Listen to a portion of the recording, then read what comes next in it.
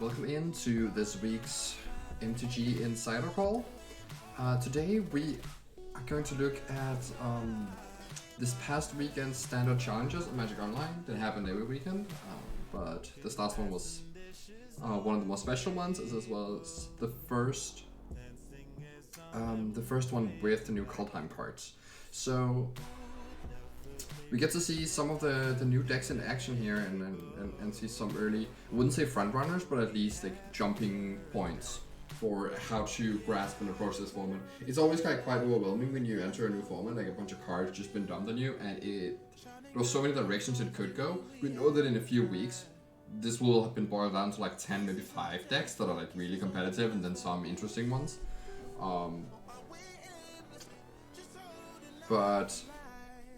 But right now, it is really, just a bunch of ideas, a bunch of untuned decks, a bunch of even just like, new cards getting tried out in existing decks to just like see if they're good enough or not. There's a lot of this going on, like, people's sideboards aren't, it's just like a smattering of ideas that could potentially be good without actually knowing where things line up. And this one was quite an interesting one as well, because I mean, I do say that there's like gonna be a bunch of different like decks, untuned decks in the beginning here, but this weekend was like extraordinary in that, because there were 14 different archetypes among the 2 top 8s, which is not what I expected to be the case. So let me move this mic setter a little closer. Did I just said the Danish word tether, which means like closer, in my English sentence. Wow, brain. You're really doing it. Anyhow. So I'm just gonna go through like all these decks one by one and talk about like what's interesting about them, what I think is smart, what I think could be done better, and if I think that the deck has promise moving forward. Because there are like anything that does well here. As I said, everything is untuned. So that means both the decks themselves are untuned and the position of them is untuned. So you can't really like trust anything to be like, the holy grail of like this is gonna be the next big thing. Like the 2 winning decks here like might just not be a deck. They might just not get played at all in 2 weeks, or maybe they will get played, but the versions will look drastically different. That could very easily happen, and that goes for like all these decks here, except for maybe the few of them that are just decks we already know. Like there's a Gruul deck, a Rogue deck, and a Mono Green Food deck. But even then, like they look a bit different, and they might look very different in 2 weeks, or maybe they actually get pushed out of the format and just be non-existent. So we'll see what happens. But anyhow, in an attempt to like make the format be a bit less overwhelming, I'll go into these decks. I will also note that there is competitive standard happening.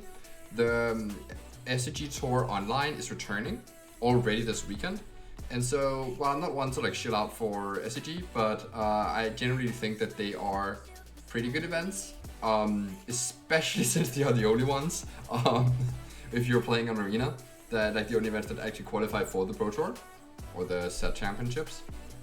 So if you're looking for competitive Magic, head on over to mtgmelee.com, which is a great website for like finding tournaments, and look up the SCG Tour online events. There are going to be 4 qualifiers Friday, 4 qualifiers Saturday. You need to go 4-2 in a qualifier to make it to the tournament that is on Sunday. And this tournament is a single day. If you win the event, you qualify. It's not easy, but there's cash prizes to top 12, I think. So there is something to play for there, and it's usually going to be a 9-round event. It's a pretty big commitment.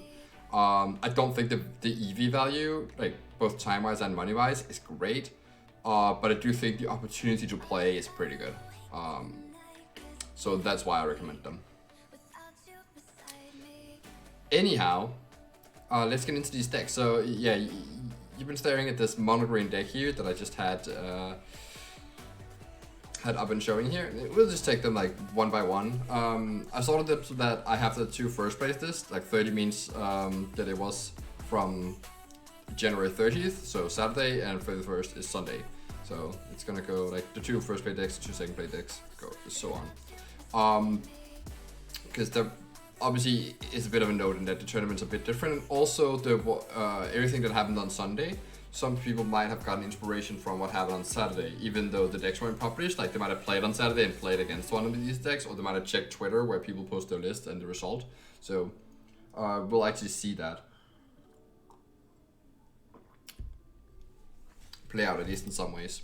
Anyhow, you had the winner from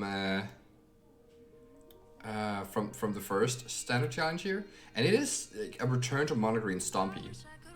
We have seen mono green Food being played, which is a lot less of an aggressive deck and much more of a board presence development snowball deck.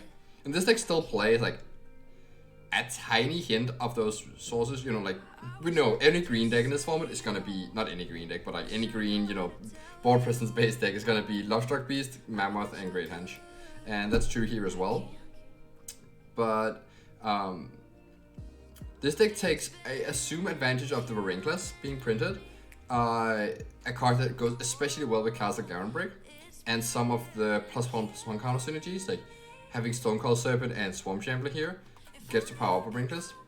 And Varincless itself like works a lot better in a more aggressive deck than it does in Mono Green Food, because Mono Green Food, like while you know it's interested in board presence and being aggressive, it's not that interested in a 6/6 haste.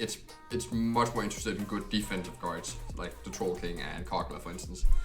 Even though it is interested in 6 mana green cards, because that's great with Castle Garenbrig. So this deck takes the card and puts it in this more aggressive deck. It works much better alongside stuff like Questing Beast, so that makes a ton of sense.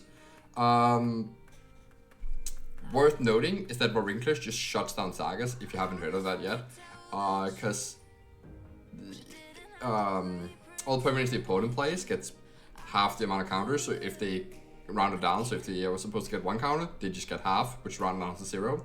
And that includes Sagas. So if they play the Elspeth Conqueror's Death, it comes into play with no counters on it. And the way Sagas work is that they trigger when they get the counter. So they'll just have an Elspeth Conqueror's Death sitting there, not doing anything. The same goes for Binding of the Old Gods, a card that we will see show up here already in week 1. So there are some decks where you can just like shut down a meaningful amount of their interaction by Varincless itself. It's also very good against Planeswalkers. That's not super relevant for the most cases, because the only Planeswalker seen playing is Vivian. But there is also Ugin, and actually making Ugin come into play with 3 counters rather than 7 is huge. Like Ugin just can't answer Varinclex. And this goes like both ways. If they play Ugin first, and you then play Varinclex, you can kill Ugin or like just bring it down low enough that they can't interact with Varinclex. Or if you play the Varinclex first, then the Ugin can't do anything against it either. So yeah, that was a long spiel about that card. I do think Varinclex is potentially very good. I do think it makes sense to be more aggressive to take advantage of it. I see this deck is trying out a couple of Isika's Chariot. I'm not convinced that this is the right shell to play that sort of card, but I do like to see it tried out. I think it's much better actually for the Mono Green Food deck, or like something similar like that is like board presence snowball type decks. But it's just a very aggressive card. Aggressively static card. It is like 8 points of board presence for 4 mana with like the ability to grow. However, obviously like the crew cost means that it works a lot worse with stuff like Haze. Like the Varinclex and Questing Beast are not great with Chariot. Because then you go from, you know, the 4 power added to the board to like just, or then you go from the 8 power added to the board from Chariot to just 4 power, since the cats have to crew to Chariot. Anyways, like things I would change here and things I think work well. I do think 2 henges is probably just too low. In Mono Green Food, I've gone up to 4, and I think at least 3 is what you want. Like we've seen a lot of Gruul decks also play 3, and like Gruul has other changes to play on. Even if you draw this in multiples, I don't think it's that bad, because it's just so good to have a henge in play. And there's a lot of decks that are aware of henge existence and are main decking answers to it. Like we saw, you know, Gruul main deck Aperture Shieldbreaker last format. When I say last format, I refer to before Kaldheim came out. And so if you draw multiple henges, that means that even though they blow up the first one, you can just cast the second one and take over the game with that one. So I think that is very good. We do see the interaction here with Swarm Shambler, Gem Racer, and more importantly, Gem Racer, Stonecoil Serpent. This is something that's interesting, but especially Stonecoil Serpent has been a bit weakened. It's partly because of the Shieldbreaker thing. There's also against the Yorion decks with Skyclave Apparition and Glass Casket, the fact that they get to get rid of your Stonecoil and then they just have this permanent in play that they can blink with Yorion for free value. It's not great for you. So I think Stone Cold Serpent, it kind of disappeared from the format before, and I expect the same thing to happen again, honestly.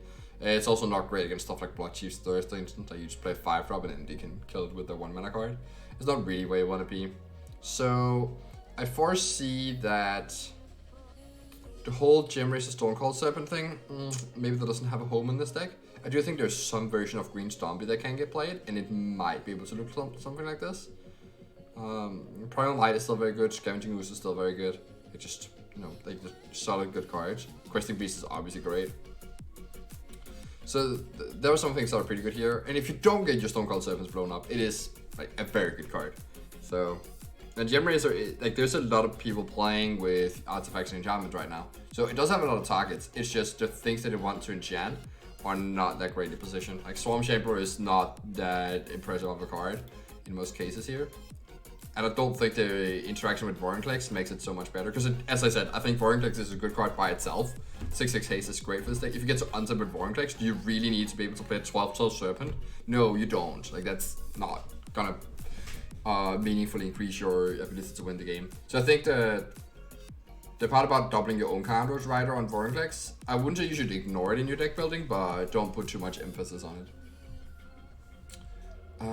One really cute thing actually I did not think about before, because we haven't seen Tangle Florahedron see much play in the beginning of last format, but it ended up seeing much more play later when like the Mono Green Food figured out that it's just great to play a bunch of copies of these, and by that point the Gem Racers had gone, like had basically sieved out from the format.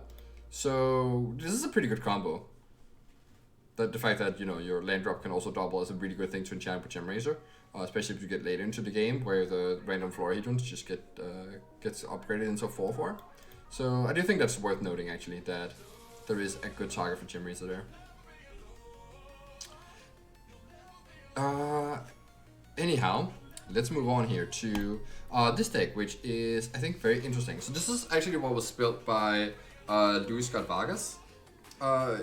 Yeah, this is exactly LSV's deck that he built on stream in like 15 minutes and then played some matches with, won a lot during early access. And Nathan Stewart, one of the young prodigies of Magic, also a teammate of mine, just picked it up and ran the tables with it. And I think there's a lot to like here. The thing that like this whole premise is built around is Goldspan Dragon. So Goldspan Dragon, one of the like best cards out of the new set. And the way to think about this card, you see this and you think like Thundermaw Hellkite or Glorybringer and such. Like, you know, there's it's the Storm Breath Dragon. There's a bunch of dragons like these that's been printed recently. It's just like 5 mana hasty dragon with some sort of upside. The thing about Goldspan Dragon is that it plays very differently than the other ones, which are very much like curved toppers in aggressive decks. This one is like can play that role, but what it plays really well is that it plays a lot like Nissa and Teferi. That's like not really an obvious comparison, but the thing that Nissa and Teferi do so well is that they get to untap lands so that they have 2 mana up when you play them. So that it's a really impactful card that lets you leave up 2 mana as you play a 5 mana card. One of the big downsides of 5 mana cards is that you can't play 2 spells in the same turn. You play a 5 mana card and the opponent has free reign to do whatever on their turn. Not with Goldspan Dragon. The thing that's so great about this card, especially with counterspells, is that if the opponent just tries to target your Goldspan Dragon with, say, a Heartless Act in your beginning of combat, you will get a treasure. You can sacrifice that treasure for 2 mana, and you can just negate or like Sword Coming on their removal spell, and get to swing in and leave up 2 mana more, so that you can Disdainful Stroke the Sweeper or their Elspeth Conquers Death, what have you. I think that like that ability is really great. We also see Brazen Borrower and Bone Crusher Giant as like additional ways to spend your 2 mana. And even like if you get to Foretell earlier, even just having a Behold the Multiverse can just be like a really good spot. So like even if you can't enter the Sweeper, you still only spent 3 mana on the Dragon essentially, and so you aren't that much down on the mana exchange there. You just respond to the Sweeper by casting Behold the Multiverse and scrying along. So some cards I think could be very good here is potentially you could have Maze Mind Tome as another draw engine alongside the Behold the Multiverse. This deck has some threats, but not too many, and it's really reliant on just being able to fuel like the consistent counter spells here. So I think that's worth noting. I'm not sure if the Snow Splash is good enough, but like, Frostbite is obviously a pretty good card. It's just gonna depend a lot on the format, like how well it actually lines up against the creatures played, because it's not that great against, say, a Lovestruck Beast.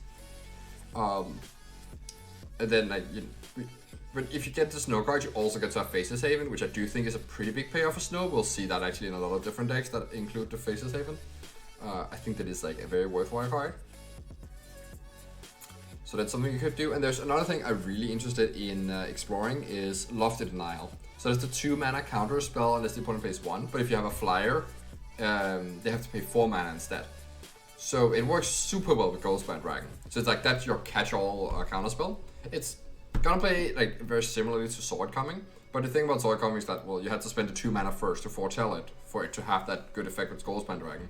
Whereas Lofty Denial just works. It also works well with Borrower and Shark Typhoon, but in much less so, because then you have to spend like 3 mana doing something that doesn't impact the board too well. Whereas with Goldspan, it's just you just sit with the Lofty Denial hand, and then when the time comes, the time comes. On turn 5, it's just gonna be activated and live immediately. And like in the developing turns, it's not a terrible counter spell. You just counter their turn 3 Lovestruck Beast with your 2 lands. Like as we've seen from Deroy Disruption and Censor and such in the past, be very efficient counter spells. The Rider of just like you have to pay 1 mana it's not too bad. So there are some ways you can take this deck. What is this, 27 lands? That's actually a lot of lands, but yeah, it might make sense. I would fear a little bit to flood out with this deck, but I guess the Behold the Multiverses help a lot with this. This card is, by the way, great. It's also like maybe the best common for limited in the set. So just like very neat draw spell. The fact that you can split up your draw spell so that you don't waste 4 mana if you just pass with 4 mana up and you have to play an Essence Scatter, it's just so great. Then you just foretell this, and if you have to cast your Essence Scatter, you do that, and then you still have only have a 2 mana Behold left over later. Play patterns like this is it's really what makes or breaks decks. So we've also seen like Shark Typhoon kind of seep out of a lot of decks. It has been a great card to include in many decks before, but with the presence of especially Gruul, the card has actually been seeping out of main decks, sometimes into the sideboards and sometimes just getting caught entirely from the decks, because it just doesn't line up that well against the big beefy creatures out of those decks. So it'll be interesting to see if it's if the Shark Typhoons are gonna follow a similar trajectory in this deck. I will say, if you cut the Shark Typhoons, I don't think you can play Lofty Denial, but that might be pure speculation, because I do think the ability to just make a like 1/1 Shark token and then like your counter spell is actually live is a big deal. I'm also not sure what I would specifically cut for Lofty Denial. That's gonna depend so much on the metagame, like which of these counter spells are the most situational. It's also possible you don't even want Sword Coming. They just want to replace these with Lofty Denials, but I don't think I would want to run 4 copies of that card. It's gonna depend a lot on a lot of factors actually. Whether it's open decklist or not is gonna make it worse too. Like the opponent knows to play around the leaving up 1 mana. So anyway, those are some things to think about, but this is like a good early performance from this deck, and one that I expect at least stick around for a week or 2, if not just cement itself as a good deck in the format. Because Goldspan Dragon just plays so well with counter spells, and like there's a lot to like here, where like things just work together very simply without playing any bad cards. There's a lot of synergy here, but no bad cards. That's always a strong thing. Obviously, the synergies aren't like compo like mind-breakingly complex, but it's just the simple things of like Brazen Power with counter spells, or Goldspan Dragon with counter spells, or like Shark Typhoon with counter spells again. Yeah, I mean, it's just the counter spells play very well with a lot of these threats here, and you just have like raw power in the form of like these adventure creatures that just keep showing up again and again, and are very good. I think many people might have imagined that the blue-red deck with Bonecrusher Giant would be like a Giant's tribal deck. I actually don't think that is worth doing. Maybe we'll see something. Maybe Teamer Giants with the Bears of Kijara. which is actually a pretty good card that still needs to find a home. Nobody here plays Bears of Lijara. That's interesting to note. Anyways, I guess I'll talk about that card at a later time. Now let's move on to the next deck here. I won't spend too much time talking about this because it's just rogues. Literally just like copy pasted from last format. No new cards, I think. Not even Disdainful Stroke. Yeah, this deck should play Disdainful Stroke somewhere in the 75, potentially even main deck, because that does fit the game plan pretty well. Another thing you could consider. I don't know what these confounding conundrums are doing here. Another thing you could consider here. PV talked about the new guard Cosima, which is like the 2/4 you can send on a journey and such. That part of it is not the most relevant one. The most relevant part is the vehicle part of it. It does turn off your Lurus, but he talked about that that card could be very interesting in rogues, like having the vehicle. It's just like another good attacker, makes your wind robber, just getting for more damage later. It can fuel your land drops, which is crucial, fueling your land drops for your ruin crabs. And also the fact that like when it deals damage to the opponent, they mill 3. Like it gets exiled, so it doesn't count towards your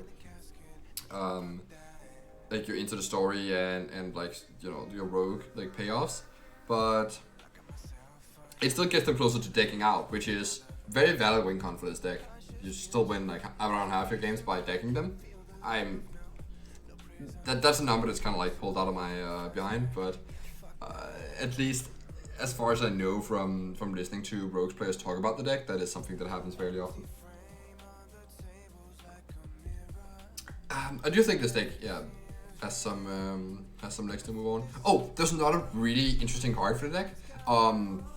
Weathered Waystone in the sideboard. So that's basically Grafdigger's Cage, just for 2 mana. And I have always been thinking that like, oh man, if Rogue should just play Grafdigger's Cage, it would be so good because you get shot off escape. And actually printed Grafdigger's Cage at 2 mana, which I think is kind of responsible because it would be so much better on 1 mana for this deck. This deck that cares so much about mana efficiency.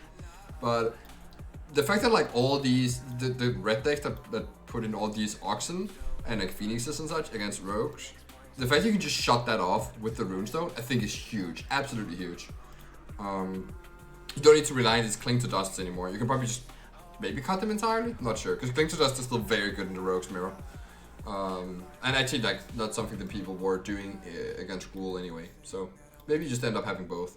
I'm not quite sure how that plays out, but anyways, the second place performance here, just shows that sometimes it just, when people are derping around with like untuned brews and such, it's just good to like take one of the stronger decks from last format and just like, beat people up with it. Like you still have to be able to beat the decks of like the last format because they're still here, and even if your deck is like well tuned and like a good deck with the new cards, you still. The old decks are still there. You still have to beat those in order to like actually enter the meta game. And right now, not many people are playing just like the stock, well-tuned decks from last format. But as these decks get tuned more with the new cards, and as people maybe get tired of their brews and just wanna start winning, we will see like these decks pop back up again into the meta game and find their place. And I will say that some of them. Like I could easily see that like maybe Gruul just like doesn't exist in like a month. Wouldn't be unimaginable to me, because that sometimes happens where a deck that was really good before just like fades out. Maybe Gruul is a bad example because that deck is just too flexible and good, but Rogues might be one of those that can just fade out. And I think especially Monogreen Food is one that seems a lot like a 5-set standard deck, because it is like it does this thing like very well, but it's also kind of inflexible. It's not that good at adapting to new cards, and so I could see a deck like Monogreen Food just fade out of the format. We'll see. We'll get to that though. Next up here we have Genesis Ramp. So this is also an old deck that's just added a few new cards. Like Seize the Spoils is a very interesting ramp card. I will say that Hero Tsukai has played a lot of this deck, as far as I remember.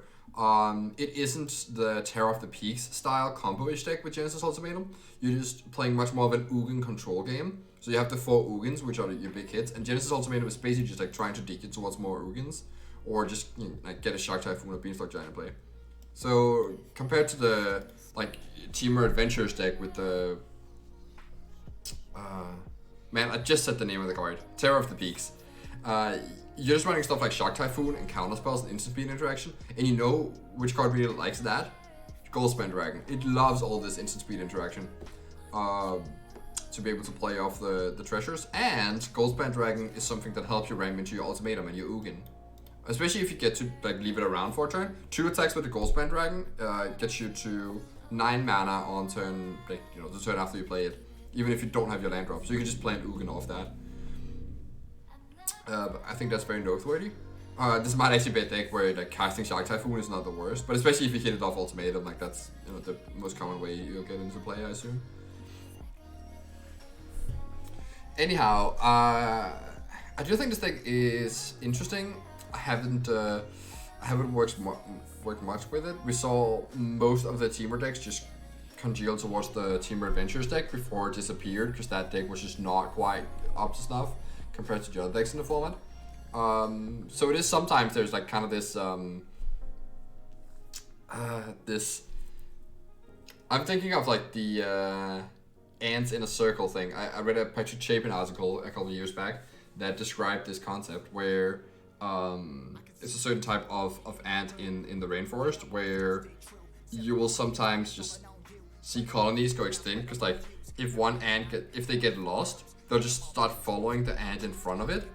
And so if everyone just follows the ant in front of it, they'll just keep going in a circle until they all die of exhaustion. And that happens a lot with humans too. Not literally, but when we're talking about ideas and such, that's actually something that's fairly common. And so we see something like, okay, well, these Genesis Ultimate and Ram decks come up, and we have like Ken Hero bringing something that looks a bit like this with like the 4 Ugins and the more controlling builds. And then we had, I think it was like Autumn and Emma. I'm basically talking about like the MPL League weekends here and the list we see from there. Emma Handy and Autumn Bachette played the Terror of the Peaks version. And so like now we have these 2 versions here. And then I think people just played, like leaned more towards the Terror of the Peaks version, especially as that got turned into the like new cool Adventurers build. So like people just like didn't really play these like 4 Ugin control builds that much because the other ones were more exciting. And then like and then we see like a few people moving on to the Adventures build. It builds momentum. There's more people seeing that and moving on to the deck, to the build. And then all of a sudden it's like actually a quite popular deck, where a lot of people are playing it. And it seems like it's a good deck for a week or two until people figure out that it's actually not that good, or you can beat it. Like we figured out that even a deck like Mono Green Food, which is supposed to get crushed by the combo aspect of the Genesis Ultimatum, was actually like not that bad of a matchup. You just had to like mulligan aggressively and like assume the role of the aggressor, but you could easily build board states that were insurmountable for them very quickly. And so like figuring stuff like that out, we just we're losing to Gruul a lot actually, and because we have all these adventure cards but not enough interaction, we're kind of clunky, and we are losing to. We're even losing matchups like Mono Green, where we're supposed to be good. And the deck kind of like faded away as a result. But this is all because like all the ants followed the same route to the Adventurers build, which turned out to actually be inferior, even though it looked very cool and was like winning a bit in the beginning. But not many people were on this build of the deck. And so this person didn't get tuned that much. We basically just had like Hero Tsukai and like few players like championing this. To some results like scattered throughout the months here. And so it's possible that like in a different reality, this is what people flock towards and the deck might have actually sticked. Who knows? But there's also the thing where like you can like look at it as the ants way, where that people are just mind to see like sheep following the herd here, which is not the entire truth. They Magic players are also still smart beings, like they're still gonna make decisions for themselves. And you'll just see collectively, like if people pick up a deck and it loses a lot, they'll just like switch to a different deck. So there also is a reason maybe why people haven't picked up on this one, and it could be that it's like this undiscovered like gold star that people haven't been able to pick up because they've just been following their nose. But it could also be that people have tried this deck and it isn't that great, and then you see sporadic results from it because that's just what happens when Magic has enough variance that you'll see bad decks do well. So there's also this different look where since people aren't playing it, that means it's not a good deck. Because it has been around and publicly available for a while, even though it hasn't been, in the spotlight. But I just wanted to highlight it for that principle. There's not that many new cards, but I do think Goldspan Dragon is a good fit here. It's also something that's exciting to hit off your ultimatum while being a card that rams you into ultimatum. So very similar to Beanstalk Giant in that way. And I think that holds a lot of value. Not sure about these main deck mystical disputes. I think I would just try and get some more 2-mana interaction that works with the Goldspan Dragon.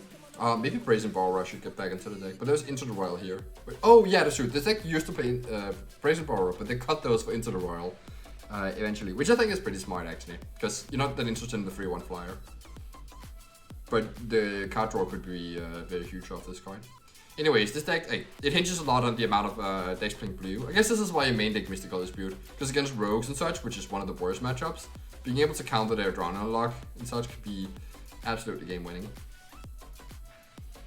You also don't have that much ramp, which is an issue. So if you don't draw Cultivate or Beanstalk Giant in the game, you're actually ramping really slowly, if just not at all. The Goldspan Dragon and the Seize the Spoil helps, and I assume that with some tuning you can actually make that more of the plan here. If we wanted more ramp spells, I think there was another 3-mana ramp spell, right? Well, there's a few actually, running Regrowth for one. There's some balancing things to be done there. Trying to figure out exactly how to build this. I think there's a really good one that I'm forgetting, but oh well. Alright, let's move on to the next one. This one I think is very interesting. It's not really my forte because I am not a control player. I'm gonna make this smaller here, so you can see all the cards. Yeah, maybe I'll just do the pile view for this one. I think this is good. So you can still see the cards. I know that a lot of you might be used to looking at deck lists from Magic Online in the pile view function, where you can see the curve and such, which is like useful, but I think this just displays the cards better. You get to see the numbers, you don't have to count. You can see what all the cards are if you don't know them by name. I just think this is a better way to view deck lists, but not the best one to work with them. Anyhow, this is my friend Felix Slew building this Soulside control deck for the Saturday event. And it's basically the blue-black Yorion decks that we have seen before that were doing somewhat well, especially towards the end of the last format where they started picking up Lockmere Serpent, I think it's called. Like the 6-mana 7/7 flash. That version started doing kind of well towards the end of the last format. But basically, it's like just blue-black control, a bunch of removal spells and such. You have the Ugins to work towards, but there was a version at some point that had like Solemn Simulacrum as like a clunky way to get to Ugin, but that quickly got caught. And you just, the only reason to run, like you only had Yorion in the sideboard, not in one main deck, and you had the little bit of value from the Open of the Sea and occasional Elspeth's Nightmare and Maze Mind Tome to blink. It's basically like a control deck that's fueled by Maze Mind Tome and just has like Ugin as a finisher. But the addition of green, the addition of like Kaldheim means that you have this card, Binding of the Old Gods, which is great with Yorion and is a way to ram into Ugin. So it kind of like works out super well to splash that in this blue-black deck. The mana is certainly good enough. You have the Sagoth Triumph, and you got the addition of 2 pathways, like Bark Channel and Dark Ball pathway. So it's actually kind of too trivial to splash this Binding of the Old Gods now. Notably, it finds any forest cards, so you can get the Triumphs. And the addition of Binding of the Old Gods to this deck means that actually like main decking Yorion becomes an interesting thing to do. There's also another thing with Binding of the Old Gods. The way it ramps is that on turn 5, when the second chapter triggers, it gets a forest, puts into play tapped. You still only have 5 mana on turn 5, which is perfect for playing Yorion and like Blink in the Binding. But then on turn 6, you get to untap that forest. Then you have 7 mana on turn 6. And that means that this card is great to play with 7 drops, not necessarily 8 drops, but that too. And a good new 7 drop that came out that does benefit from the fixing of Binding of the Old Gods getting you a second green is Koma, the Cosmos Serpent. So this one is going to be incredible in control mirrors, especially if you can find the opponent at a spot where they do not have Heartless Act up. You just play this, it can't get countered, and then you just make a serpent, a 3/3 serpent, and even if it can deal with Coma then, with some way like Elspeth Conqueror stuff, you can still have your 3/3, which is a good thing to leave over. But if you... but if they can't do that, if they have like a sweeper as the only answer, or like then they maybe have hard attack, you can just start protecting yourself with these serpents. Or if you like get to ramp out this early with Binding of the Old Gods, there's even a chance that you can just tap down their land and they can't cast their Elspeth Conqueror stuff, for instance, or their Ugin, or whatever it is that they're working towards. And then, like, you know, on your turn you make another 3/3, and then on their turn you make another one. You can start tapping down 2 lands, for instance, or tap down a land and keep up indestructible. This cards kill people very quickly, even in against aggressive decks. This is just like a 6/6 and a 3/3, where the 3/3 can just tap down an attacker if you need to, or you can make the 6/6 indestructible in case of like an Ember Cleave or something. There's a lot of things going on that makes this card, I think, kind of impressive, and something that's very interesting to splash in your blue-black deck. I think this is better than the Lockmere Serpent. That's not what it's called, Lockmere Serpent. I don't think so. Well, we'll see. There's another deck coming on that actually has that card. Worth noting about this deck, the same list, I think a 75 card copy, got picked up by Luis Salvado for the Sunday challenge, and he got 9th. So it isn't on the list here because it got 9th. And sometimes that's just like tiebreakers, small differences. He probably went 4-2 in the event, just like some of these finishers might have done in the Swiss. But yeah, this deck did get 9th. There's also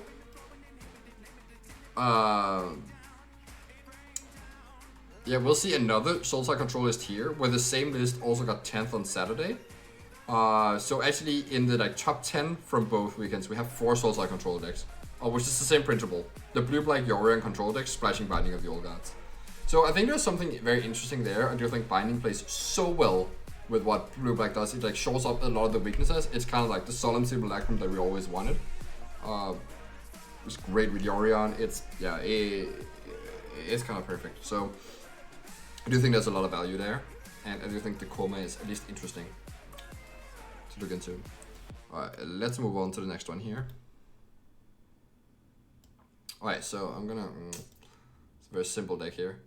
So I'm gonna just highlight all these cards. Maybe you don't know all of them because there's a lot of like new and weird stuff. This is by Master P, also another... well, I should not highlight these as like every single name here is like a standard grinder, because basically when I say grinders, like, you know, people who just play the standard challenges like every weekend, because that's usually like, the people who play the standard challenges are the one who play them every weekend for the most part. So but this is Kellen Pastor, and he decided to try out some snow cards. It's another like quickly built deck that might have some issues. He mentioned that like the Voracious Great Sharks weren't great for him, but essentially this is like oh, he also missed the Disdainful Stroke is legal, so like there should not be 4 Essence Scatters in here, for instance. And I think Neutralize is worse than Sword Coming, but I'm not sure. I guess if you don't have other Foretell cards, then maybe. And maybe it's better to be able to cycle. But anyway, the main part here is that you wanted to be able to build around these blue 1-drops backed up by counter magic, which I think is a pretty good premise. I do think there are some issues, like the Frost Augur, for instance. You have 37 snow permanents here, so that means a bit lower than 2/3 of the time you're gonna draw a card. Might seem like a good rate, but that also means that like every 3rd turn you're gonna tap 1 mana and get nothing out of it. I think that is a problem. I'm quite interested in like the interaction of Gadwick plus Icebreaker Kraken. Is a bit interesting. Even just like playing a turn 3 Gadwick, and then like at some point you start tapping down their creatures end of turn with whatever, like, you know, instance you might have. There's actually not even that many instances you can play proactively in this deck, so I guess Gadwick isn't great. But you can probably, you know, fiddle this around, and as I said, the Great Charge might not be where you want to be. But you can tap down their creatures, and then, you know, on turn 6 you play your Kraken. It's always gonna like cost 6 mana on turn 6, so basically consider this a 6 mana card. And then like that really stabilizes the board and makes you win fairly quickly. The Ascendant Spirit 2 seems like pretty great in this sort of setup, where you have counter spells. If you don't need to use the counter spell, you can just level up your spirit, and it can get you the game by itself. But it's also a lot of mana you're pumping into it, and it still just dies to Bloodchief's Thirst, for instance. So I am a bit wary of that. Also, stuff like Glass Casket and Skyclave Apparition, for instance, are very premium removal spells against the Ascendant Spirit. Worth noting, once you make it a 4/4, it gets a flying counter on it, so you can't actually kill it with Heartless Act. That's a nice little tidbit. I will note the Cosima here. So Kellen said that it wasn't very good in this deck, which I think that makes sense. Part of the reason why is that there is not many good things to crew the vehicle with, which I do think the vehicle is a stronger part of this card. And like when you hit someone with a vehicle and you hit a non-snow land, that just makes your Kraken worse. By the way, Overkill is a good reason to not put random snow lands in your deck if you don't have snow payoff. So the stuff like this can't happen, where they just hit your snow mountain out of your rule deck and you're not using the snow mountain for anything, but now, well, you're just made their Kraken cheaper. Also, a beautiful, elegant design that is like so implicit that like this is a very constructive playable card that you could play in decks that care about snow. And so that alone is a reason to not just like try and bluff snow cards by putting snow lands in your deck. We also have the more obvious one with the White Guard, Ray Dane, that makes snow lands come into play tapped, but even just this is relevant. I do think the Omikil is the better part of this card, and it is quite good with Frost Augur because that's a way you can use the body of this one. Similarly with Ascendant Spirit 2, in games where you need to spend your mana interacting with the opponent and you can't just like dump in 6 mana in to make a 4/4 flyer. It's not that good of a raid. But you can make these 1 mana 1/1 to crew the Omikil, and I think that is relevant. Cosima itself, I think, is so much better in decks that play Fable Passage. There's this really great play pattern where you play turn 3 Cosima. It can block, but it doesn't block that well. Like, one of the most aggressive creatures in the format, like Cassandra Mammoth, Bone Crusher Giant, Lovestruck Beast, and even the 2-drop Brushfire Elemental. Like, all of these attack through it, like Crusting Beast 2, you can't even trade for that. So there's a lot of things that just attack through this 2/4 body. But in turn after, you send it on a journey, you play your land, which is a Fable Passage for turn, and it works so well in decks with Fable Passage, because now you get a counter on your Cosima, and then you can threaten to instant speed bring it back. So now they can't attack with their 3/3, like the 4/3 Bone Crusher Giants, for instance, or the 3/3 Brushfire Elementals. Because you can just threaten to crack the Fable Passage and bring in a 3/5 Cosima, draw a card, and block at instant speed. So they can't attack with those. You're just, okay, well, I just won't crack my Fable Passage. I'll just untap, play another land, put another counter on my Cosima. Okay, now I have a 4/6 threatening to come into play at instant speed. And I think that play pattern is really good for it. So the fact that this deck does not play Fable Passage make the front side of the card a lot worse. Cosima is also, by the way, potentially something that's very interesting in these ramp decks here. Because of the way it interacts with those ramp spells, especially Roiling Regrowth, the one that puts 2 lands into play at instant speed, I think is very interesting. Oh, another card that actually could get played in this deck, and I think used to be played, is the 4 mana find 2 lands and put into play. Maybe should get put into here again, because that ramps you straight into Ultimatum.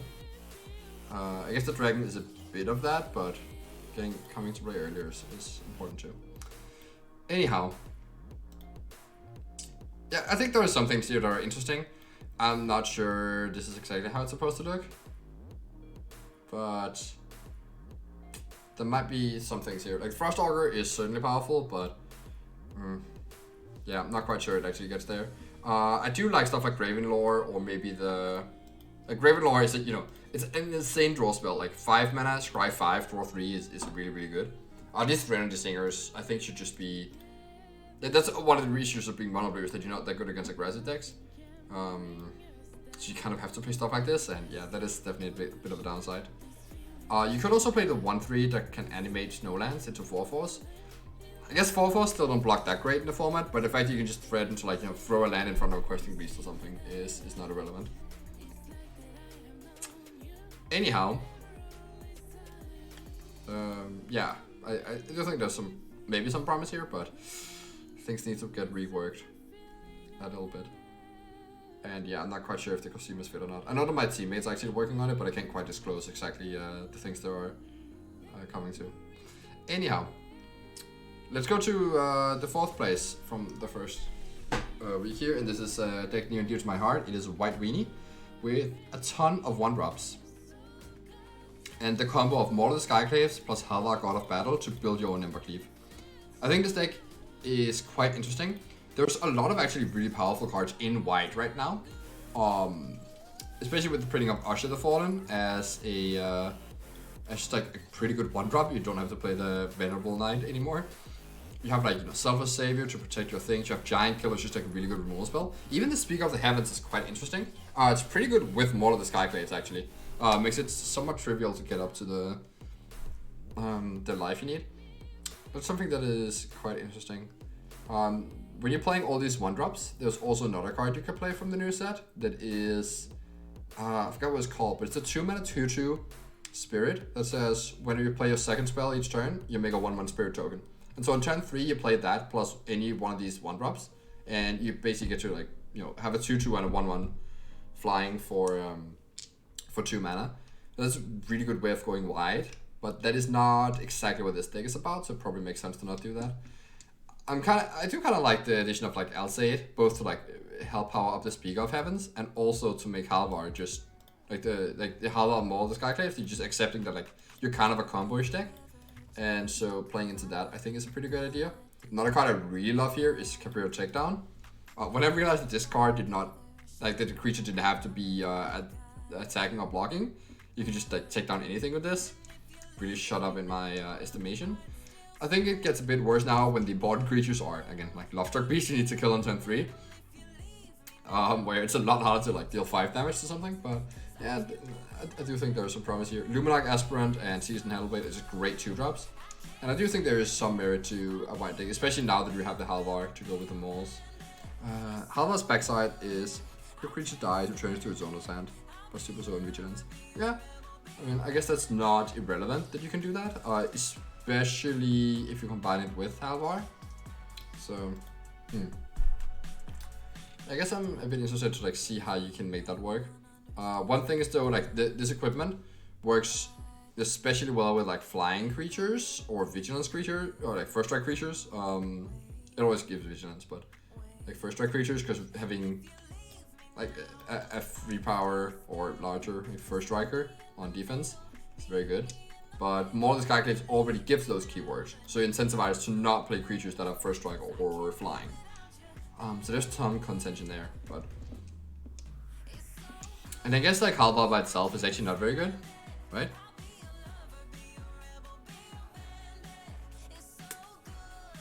Creature control that are enchanted or equipped. Okay. I wonder if you can play an all the glitters deck with Halvar then. Because the thing is that Halvar is not actually very good if you don't draw them all. Because I don't think the weapon is great. At least you draw 2 of them, so you can combine the weapon side with the front side. But that's a pretty considerable mana investment. Especially since it's triggered ability. You can only move an equipment that's already equipped to something. But I do think there might be potential. Because all the glitters also counts artifacts. More of the Skyclaves is kind of like an aura for the purpose of all the glitters. You still have the Alseids, and you can obviously still play stuff like Hallowblade and these good 2-drops and the Selfless Saviors and such. So maybe there's something there. Maybe. Worth noting, getting to play Faceless Haven, huge for these decks. Just we've seen in the past where the decks play Mutavault as a kind of a reward for going monocolor, that you can play that card. And Faceless Haven is very similar to that. Especially since you really need to be monocolored. You just need a ton of snow basics to make it work. I know that the blue-red deck here also played it, and it is possible to make it work in more decks, but this is a very strong card, I think. It even has Vigilance, right? Yes, you can attack, on turn 5, you can attack with this and then tap and play a 2-drop, for instance. Or attack and play a Kabir Takedown before blockers. Yeah, that is just great. It is also all creature types. We can't really use that for anything, I think, right now, but maybe we can in the future. Oh, one thing that's interesting too is the white rune. It gives an equipment lifelink, or any permanent lifelink, any draw card, or if it's an equipment, the equipped creature gains lifelink. which is very good on Molded Skyclaves. Like if you keep lifelink to this thing, then that's when it gets really hard to race. And that's a card that also works kind of well in the All That Glitters shell. You also have the like aura that's like +1/+1, and when the creature dies, you get a 1/1 spirit token. That's like a fine card for an aura stick. And you have Sentinel's Eyes. Maybe there's something there, but that just works pretty well with Halvar. It's also like creature control that enchanted or equipped have double strike, right? So it's not just one creature. So if you just have like 2 creatures in play and they both have like there's one that has Sentinel's Eyes and the other hand has the other one, and you just play Halvar, and like that's just that huge, like there's a huge swing of damage right there. So that could potentially be good. Okay, well that's worth thinking about at least. There are ways to go there. That does not sound like an Usher of the Fallen deck, but it could be worth doing.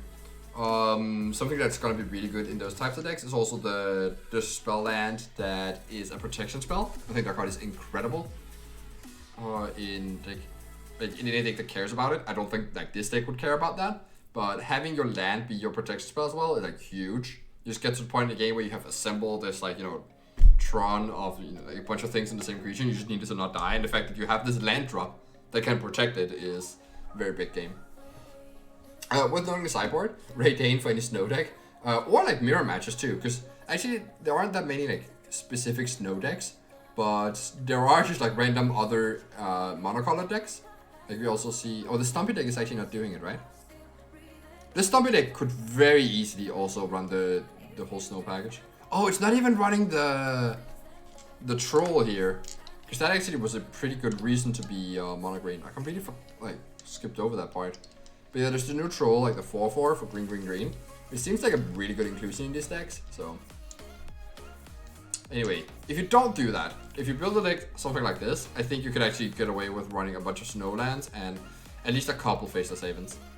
I do think the card is quite good. Last week I also talked about this build of Snow Stompy. Sorry that I'm jumping a bit around here. Which I guess also has the Stormcrawler Save, the same problem as before.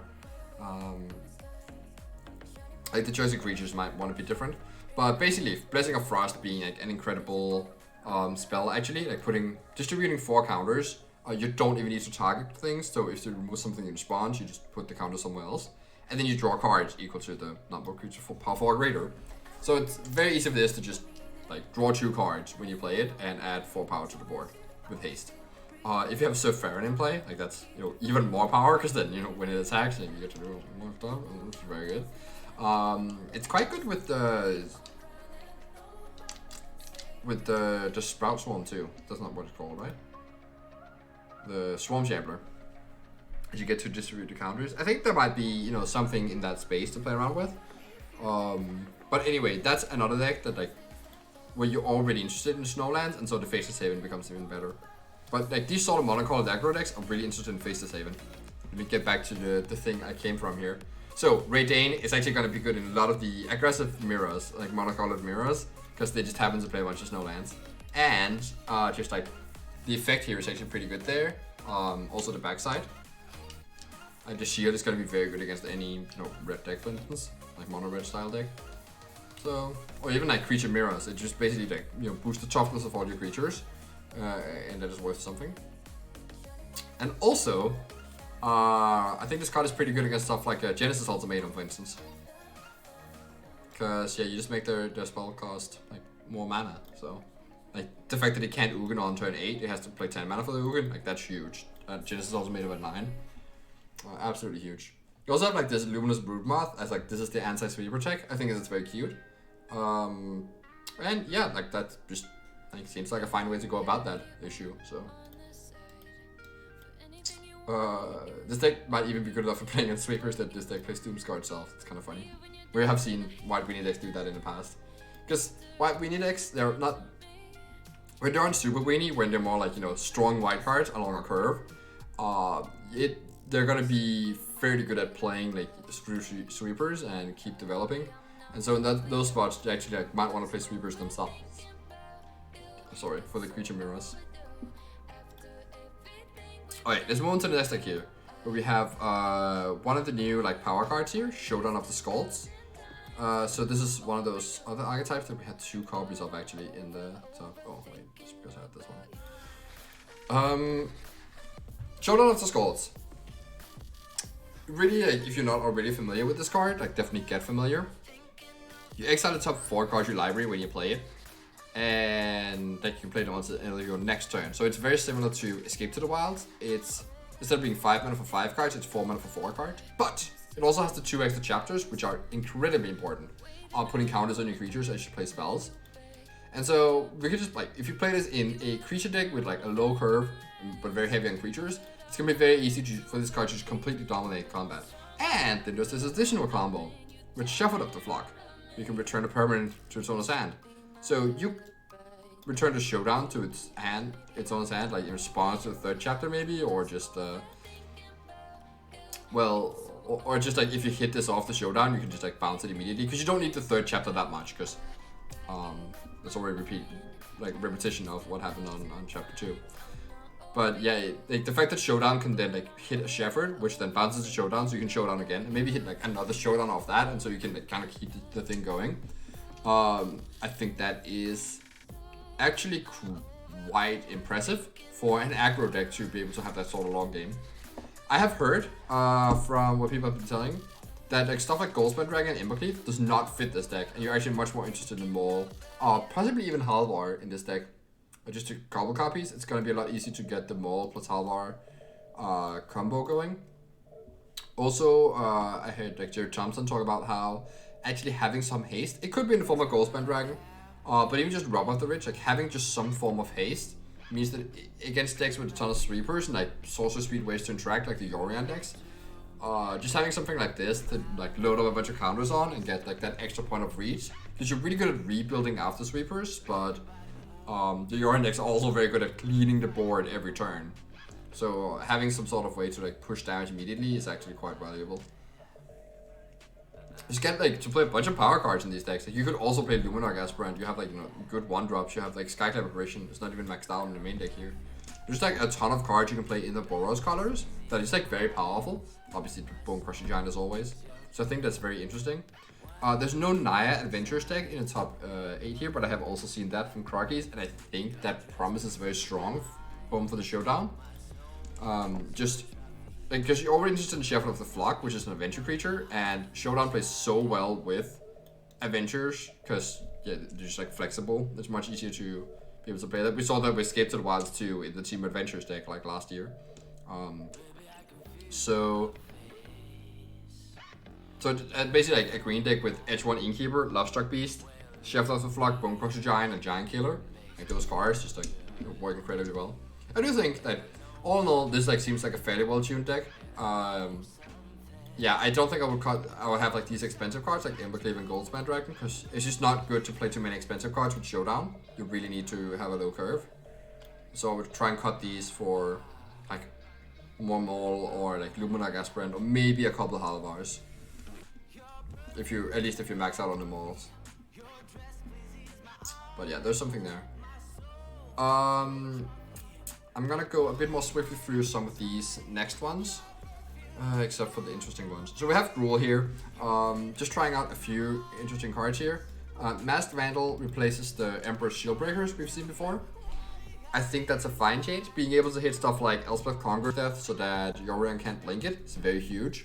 Even just like stuff like Trailer Crumbs or like the Akron War. There's actually a lot of enchantments that the Shieldbreaker missed. So I think there's a lot of value in that. However, it doesn't work with the Innkeeper, so that's a downside, but you can cast it off Great Henge, so that's an upside. So yeah, it kind of goes both ways. I think ultimately the Vandal might just be better, like, you know, as we play it here, but it might be kind of close.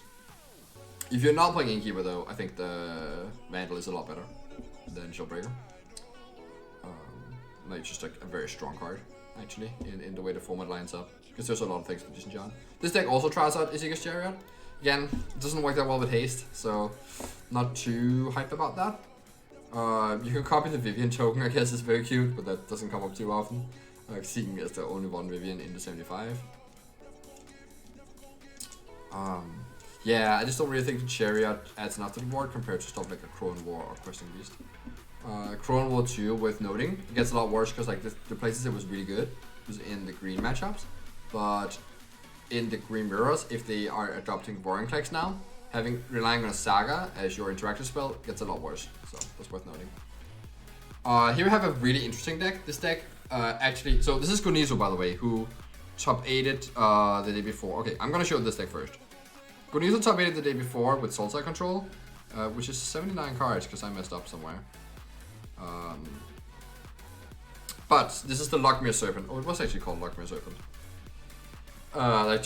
Like holding on to that tech from before, running Binding of the Old Gods as well on a splash. It's actually the only green card in 75, but I still think it's a very worthwhile splash, especially with the new pathways. And obviously you're running Saga of Triumph anyway in your blue-black deck. This one, however, has Cosima. I think that's actually pretty good here. It's good with Fable Passage. And it also plays very well with Sweepers. Like you can play the Cosima and then you can just blink it out and play Extinction Event on Odd to like clear up their Lovestruck Beast Adventure stuff. And the Cosima is already gone by that point. And then, yeah, as I said, the whole Saga Triumph interaction, the whole Fable Pass interaction is very good. Also, just with Binding Up the Old Gods, like that's just another way to get a bit more value out of that forest you get to search up. I think is very valuable. I think Yorion might just be better than Lockmere Serpent, so I am interested in that. There's also this thing where you can play Cosima as the equipment for 2 mana if you just have the 2 mana lying around, and then you can play Yorion to blink the vehicle and get back Cosima. But it's not that good. You're only saving 1 point of mana, but you like obviously lose out on the other abilities of Cosima for the meantime because you can't really crew the vehicle. And I think the fact that you can't crew the vehicle makes Cosima a lot worse, just all in all. I don't think I would play for Cosima. Well, maybe actually, it's not that bad in multiples, but you also you have a lot of these expensive card draw spells. It's not like Cosima is that expensive, you only pay 3 mana for it, but it's expensive in the sense that it costs a lot of time. It's clunky in that way. Like the mana you pay into it does not pay you off for a while. And you have to like play it and then untap with it too. In order to like even get it started on its journey, so it has to survive a turn too. But it is like not too bad in multiples because you can like play one and like put it in exile, and you play a second one because like it is legendary, but not the other one is gone, and you can then next turn put that one in exile too. And then you just have these 2 Cosimas building up, and you can kind of like repeatedly like put one into play, and the next turn you send that on a journey, and then that's the turn you bring the other one back, or you can just like bring back both of them at the same time when they have like 3 and 4 counters on them respectively, and just draw a new hand of 7. And keep the 6/8 Cosima. But anyway, it's another example of the Sultai Yorion deck. I think there's some promise there. I don't know if you're supposed to main deck Yorion, or if you're supposed to play Lockmere Serpent, or if you're supposed to play the other like blue-green Serpent. You're supposed to play Cosima. There's a lot of differences between these decks. It's also like Jawari Disruption. But as I said, this deck, we had like this deck both got 6th place and 10th place in this tournament too. So yeah, worth noting. Definitely worth paying attention to. Alright, I'll talk about this mono white control though. So the next day, Garuda came back and copied a deck that won an arena tournament. There was like 60 or something players. But yeah, this mono white deck won an arena tournament. And it's very interesting. This is very, very much an Ugin deck. So much that you're playing 7 copies of Ugin with an 8th one in the sideboard. Because Undead version is not quite Ugin, but it's not that far off. Especially as we're playing decks that are so permanent heavy. Like the Great Henge, like Mono Green Food. Like the Yorion decks are like very permanent heavy and like very reliant on having the permanents around. So like Undead version is not too bad of a card. And then you have the Solemn Simulacrum revving up into that. So I think that is something that's very interesting. Biggest issue here is that you don't cast these cards, like you cast them on turn 7 sometimes maybe, because you have like 6 Ram spells. Sorry. So that's about it. But you do have like a lot of like, the fact that you can play, there's actually fewer lands than I thought it would be. Oh, you also have Birth of Meletis, so it's like 28 lands plus 4 Birth. And the Search for Glory can also find a land if you needed to. You can find like a legendary spell, so that's Ugin, a Saga, Elspeth Conqueror's Death, or Snow Permanent, so like face the saving basically. Not sure that's worth including. That's like, you know, paying 3 mana. But you have a lot of ways to like win the game once you get a lot of mana. Like Kaldheim Unleashed, and Legion Angel too, like just a singleton here, but since you're mono white, your sideboard options aren't that good, so you just get to like put a pile of these into play. I think this is a very interesting premise. Getting to play Faceless Haven 2 is nice, but it's not that good, I don't think, actually, because this is the only payoff you have for Snow. Obviously, like the Search for Glory too, but you could just play this with like 2 Snow Plains. And you get punished by especially the... Actually, this deck is very, very weak to the white 3-drop. That makes your expensive spells cost more, even the Doomscar. Even the Doomscar that is foretold, even though it's only 3 mana of the foretell cost. It still has CMC 5, so Great Dane will make it cost 2 more mana. So you'll have to pay 5 mana to like play this off foretell. That's kind of an interesting interaction. But yeah, the fact that like, that also makes all your Snowlands go into play tapped, I don't think it's worth doing. You still have Crawling Barrens anyway. This card is just great. But if you can, like drag on the game, I think you can reasonably do that here. I think I would just like cut the Search for Glories, play Glass Caskets in this deck. They're gonna help. There's not even Glass Casket in the sideboard, but stuff like that just helps drag on the game, and you're just naturally gonna hit your land drops. It's kind of like a tap out control deck. I mentioned briefly Kaldheim Unleashed, but this one is actually also a pretty good finisher. If you have Emir's Call too, it's just like so many ways to just take advantage of having a bunch of mana. That you just need to make sure you can drag out the game to a point where you have the mana, and most of the time that's gonna mean you have to just make your land drops naturally. Not sure how great this deck is, but it is really cool with Ugin. Noteworthy interaction, Skyclave Relic with Under Inversion, which is very good. Actually, I think what comes up a lot is that you kick this card on turn 6, or it creates 2 tap tokens. Okay, too bad. And then you play the Under Inversion. I think there's also no reason for this deck to be monocolored.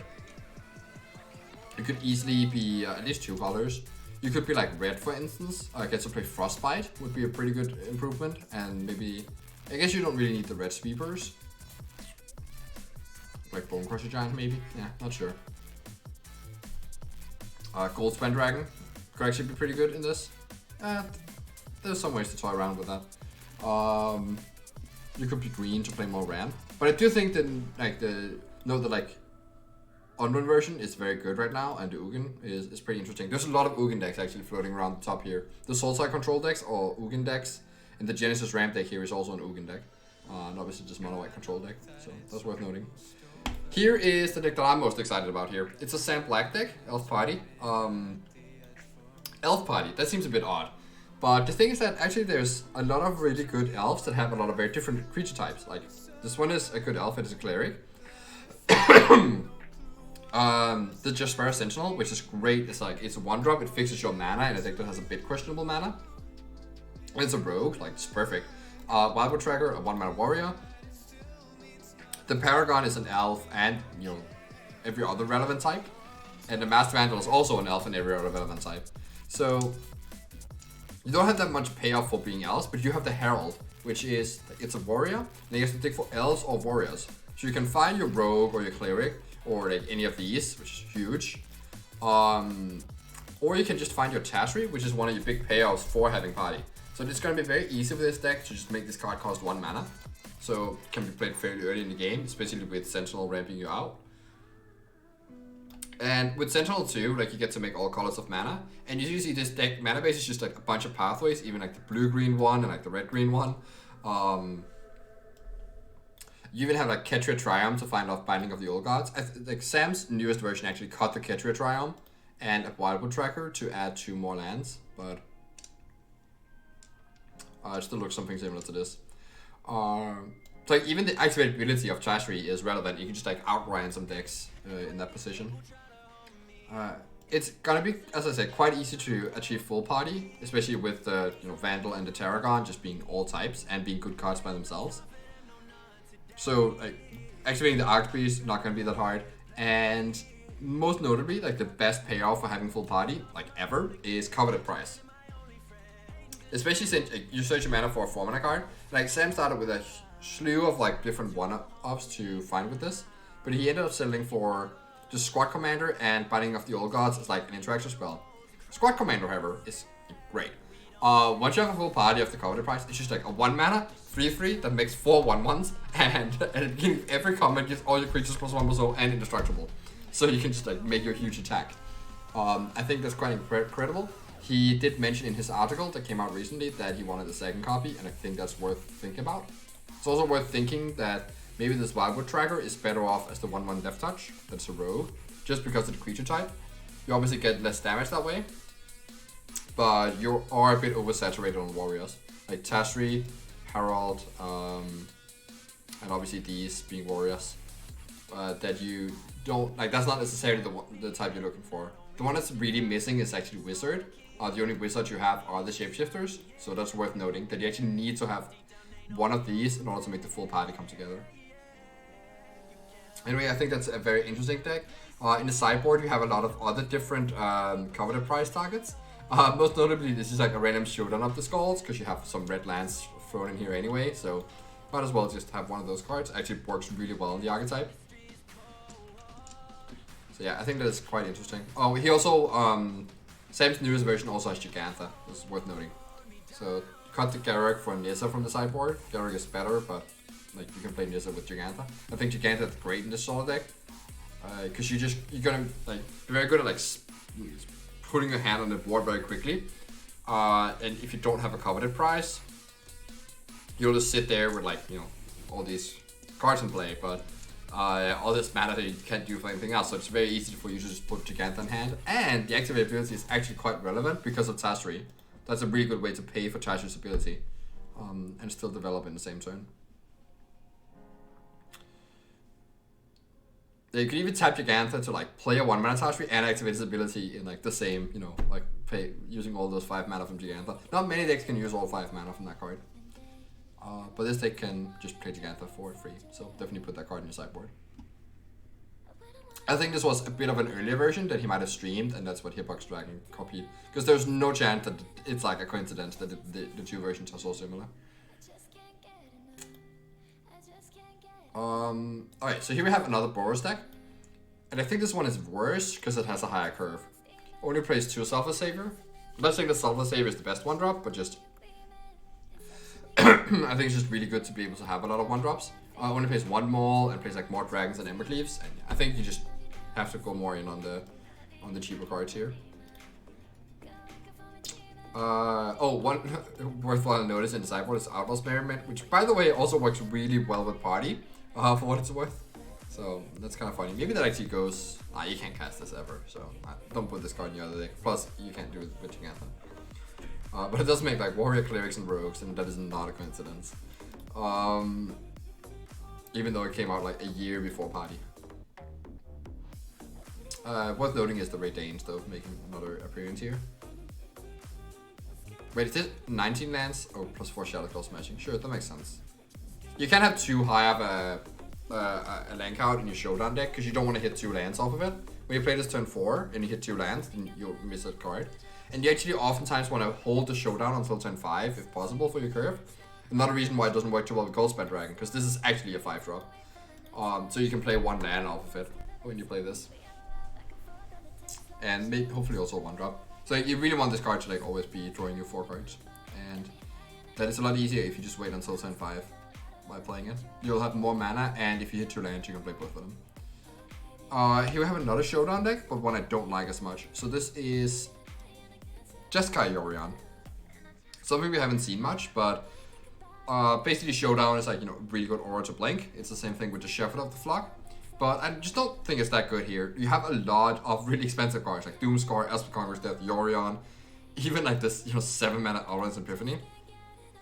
Which, to be fair, does work well with Narset, but come on, like that means your Showdown is not going to be drawing a lot of cards that often. It's gonna be like, you know, be like a land and 1 spell most of the time. You're not gonna have that much time to play multiple spells. Even though I still think there's like some merit to this, but I'm not even sure you want to be blue, honestly. I think this might just be better for a Amato build, because I do think that just getting like the Treacherous Blessings and especially Elspeth's Nightmare is probably still an incredible card. We'll see how the format shakes out moving forward, but Yeah, that's at least something that's worth noting. I guess the Elspeth Nightmare is not that great against the blue-red, or like any Goldspan Dragon deck basically, because they don't have that many cheap creatures. So yeah, that's worth noting. Anyway, moving on here, we have Monogreen Food with the addition of In Search of Greatness. A very complicated card, but basically, getting your upkeep. Man, I'm really losing my voice here. I'll slog through. Beginning of your upkeep, you get to put in a permanent card from your hand that has converted mana cost exactly one more than the highest mana cost among other permanents you control. So it does not count itself. Would be probably pretty good if you did. So you play this on turn 2, turn 3, you do not get to play a 3-drop. But you get to then play like an Orgulf Troll or something. And then turn 4, you get to play a Wicked Wolf for free and then play something else. And then next turn you get to play like a Oblivion or something. Worth noting, once you have a 6-drop in play or Great Henge, or there's only one henge in this build, and there's no Mammoth. Interesting. I guess the In Search of Greatness means that you can cut land drops, because you don't actually need lands when this is in play. But anyways, once you have like a henge or one of the 6-drops in play, the search just stops working. But it still scries one every turn, which I think is actually quite valuable for this deck, because when you play Monogreen Food, if you don't have all your engines up humming, if you get interacted with a lot, you just had like a bit of a low gas draw. You find a lot of spots where you just like top decking lands or like Flora Hedrons and such, like going into the late game, and you really just want to like find one of your gassy cards, like Freezing Troll King or something. You could even have a trail in play, but you just don't have food generation. That happens quite often. Having the ability to scry one every turn, I think is really good.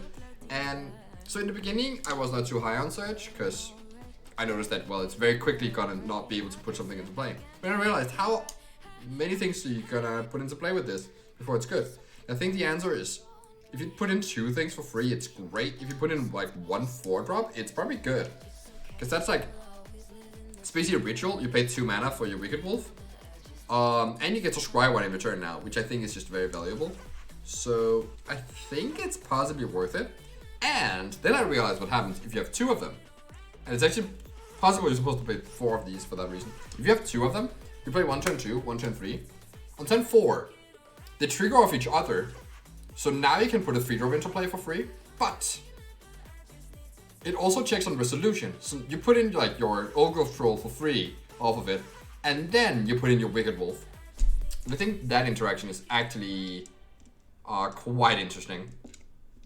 Because that way you like really get to turbocharge your mana. And you still have like, you know, your 4 mana to spend for the turn. You can then play like, you know, Trade of Crumbs and pay for the food when you eat it with Wicked Wolf or something. Yeah, that is worth noting. Oh, you can also sometimes like just, you know, like, sometimes you have a 1-drop like an Oven or Goose, so that your In Search of Greatness can actually put another 2-drop on turn 3, like a Flora Hedron or Trail of Crumbs or something. So I think that is worth thinking about. I think I would just get back to Mammoth over Orgulf Troll, and I think I would just max out on hinges. Not max out, because like maybe you can just get away with 3 hinges now. I do think the addition of Gargaroth is interesting. I'm not sure it's better than Vivian, but I do think you need to add some 5-drops to make the In Search of Greatness work. And then there's the whole like, you know, do you play Vorinclex, Cockler, or Freezing Troll King? Troll King actually is not great with In Search for Greatness. First of all, you need like one of these 2 5-drops in play to even play for free, so it doesn't come up that often. But when you do, it doesn't trigger and doesn't make food tokens. So like these are much better to put in play after In Search of Greatness.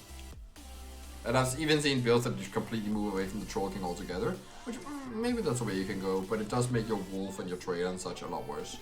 So it is worth noting. Anyway, that might be something to work on here. I don't think this deck is good for Orgulf Troll, but I could be wrong here. I guess one really cute interaction is Troll with the Oven. It's actually a way for you to ramp. Yeah, so that is worth noting. You could very easily and probably very responsibly move towards snow-covered forests and Faceless Havens.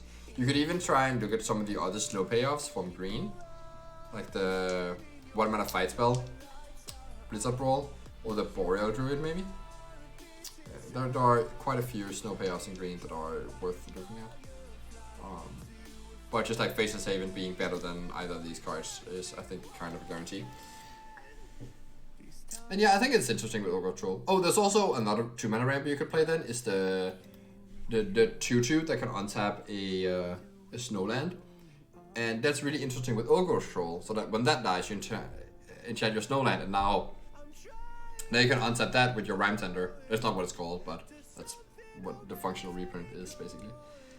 Sculpture of Winter, I think it's called. And then you can untap the land that Ogre Troll is on, to like just ramp you even harder. It's kind of a small synergy, but it is there.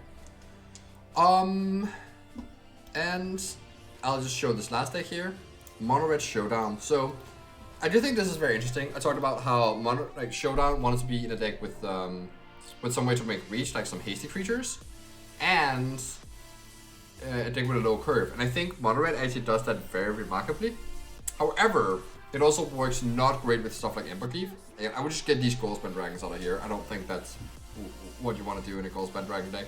It's not that good of a curve top in an aggressive deck. It's really good in decks that play interaction.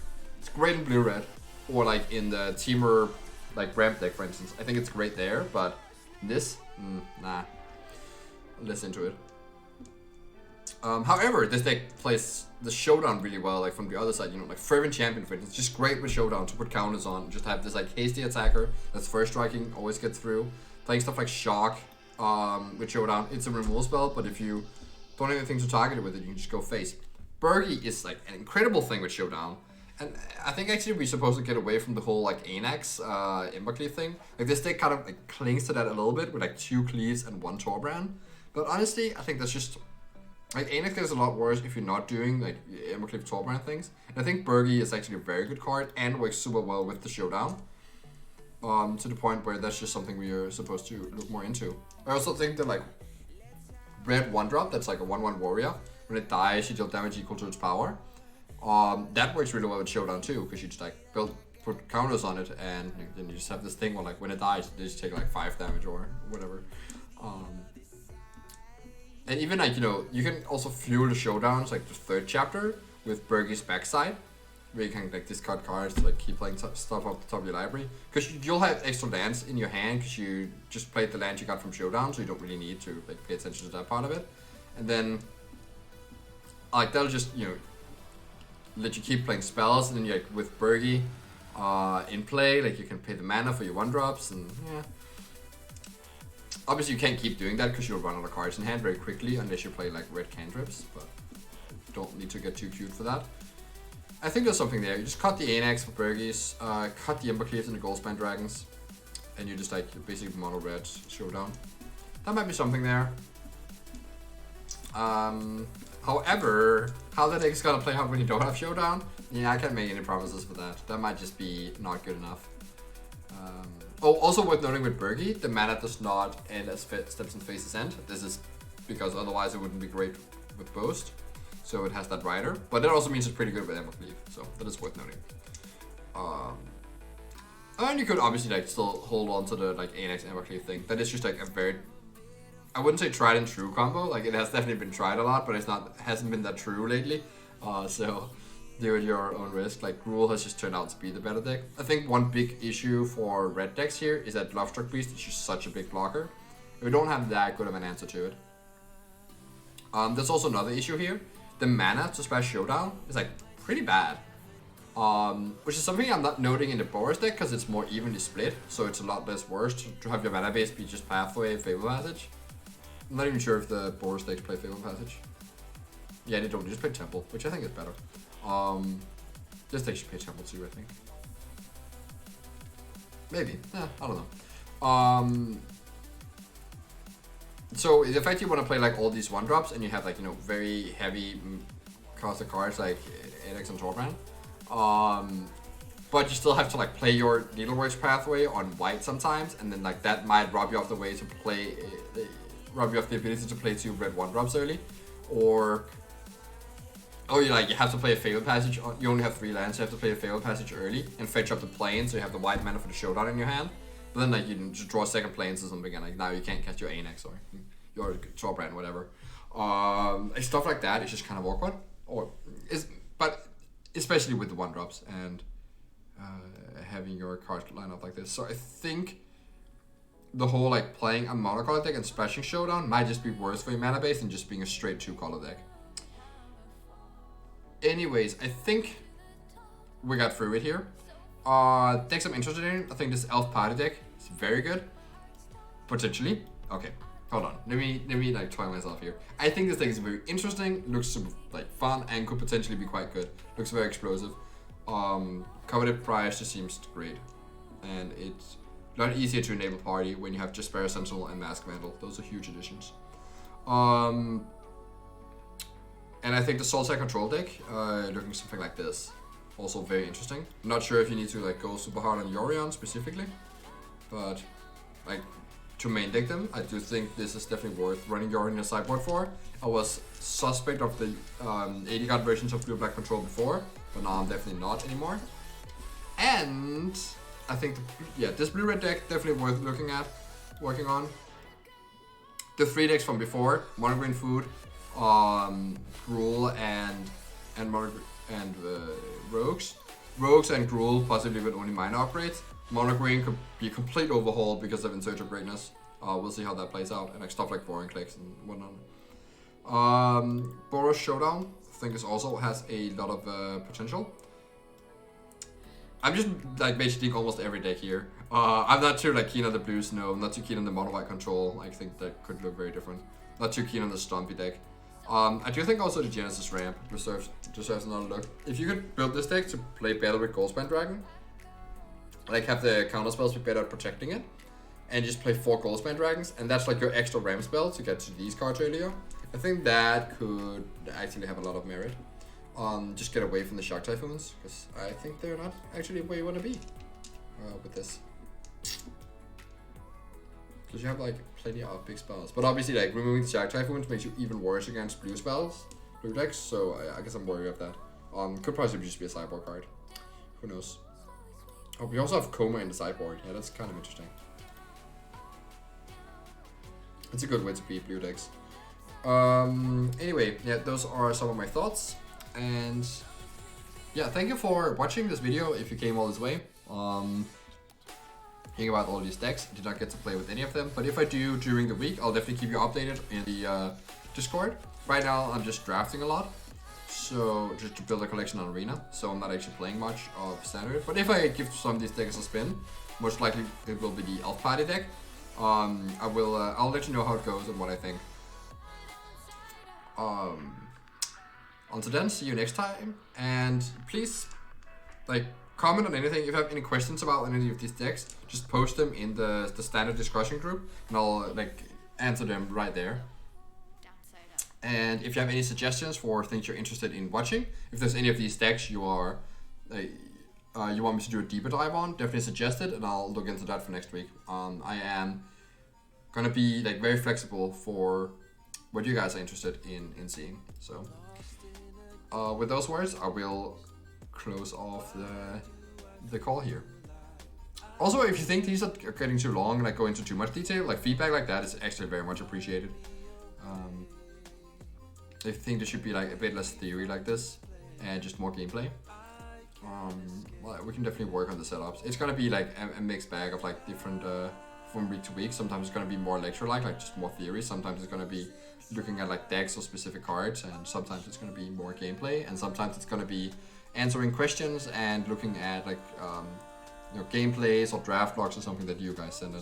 So the nature of these calls is gonna be very different. But if you just like this, like, you know, if you like or dislike this overload of information on like a specific topic here, please sound off, because that help us get better coach. That help us be better coaches. Also, if I just speak too quickly, that might definitely be an issue of mine. Good thing that you're watching this on YouTube. You can just slow down the speed of the video. Yes, that's a trick for you. Or you can speed it up, which is what I do when I watch videos, because yeah, I mean, easier to concentrate if it goes faster. Anyhow, I'll say bye for now.